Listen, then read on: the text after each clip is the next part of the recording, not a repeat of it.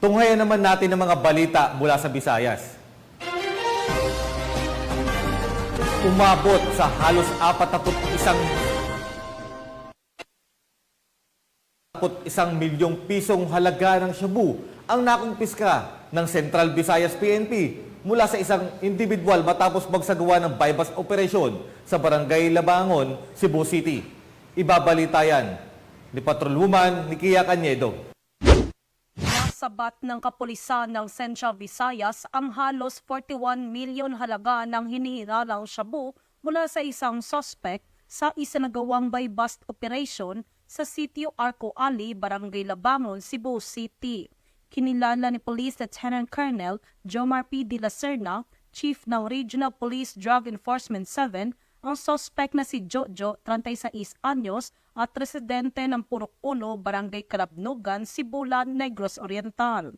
Ayon sa ulat ng pulisya, bandang alas 7:52 ng gabi nang ikinasa ng pulisya ang nasabing buy-bust operation na nagresulta sa pag-aresto ng suspect at pagkasabat ng 6 na plastic packs ng hinihinalang shabu na may timbang na 60,000 gramo at standard drug price na 40,800,000 pesos at buy-bust money.